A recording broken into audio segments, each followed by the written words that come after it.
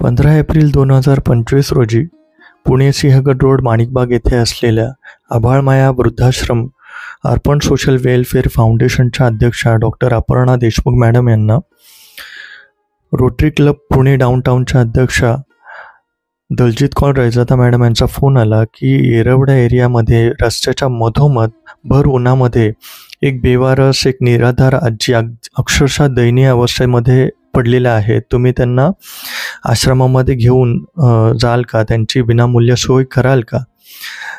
त्यावर क्षणाचाही विलंब न करता डॉक्टर अपर्णा देशमुख मॅडम यांनी आम्हाला आश्रमातील सर्व स्टाफ लोकांना लगेचच ॲम्ब्युलन्स घेऊन जाण्यासाठी सांगितलं. आम्ही ॲम्ब्युलन्स घेऊन त्या ठिकाणी पोचलो तर आम्हाला त्या आजी रोडवर 40°C अक्षरशः भर उन्हामध्ये तिथे बसलेल्या दिसल्या.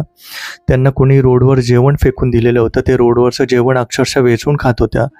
कपडे फाटलेले होते अंगावरचे. त्यांना बहुतेक त्यांच्याच घरच्यांनी सोडून दिलेलं असावं किंवा रोडवरच्या लोकांनी त्यांना शिव्या दिलेल्या असाव्या, अशा भरपूर चिडचिड करत होत्या त्या. आम्ही जवळच असलेल्या पर्णकोटी पोलीस चौकीमध्ये जाऊन शिवाजीराव पाटील साहेब यांना एक पत्र दिलं, ज्याच्यामध्ये आम्ही लिहिलं होतं की आजींना आम्ही विनामूल्य आश्रमामध्ये घेऊन जात आहोत, त्यांची विनामूल्य आयुष्यभराची सोय करणार आहोत, तर तुम्ही आम्हाला त्याची परवानगी द्यावी.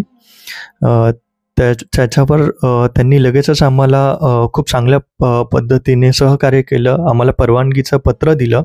आम्ही आजींना आश्रमामध्ये घेऊन आलो. त्यांना छान आंघोळ घातली, त्यांना मेडिकल केलं, त्यांना छान कपडे दिले आणि त्यांच्या आयुष्यभराची विनामूल्य ही सोय केली. त्यांचं इथलं राहणं खाणं आणि एक सुंदर त्यांच्या चेहऱ्यावर हास्य आलं, ते बघून आम्हाला सगळ्यांनाच खूप खूप बरं वाटलं.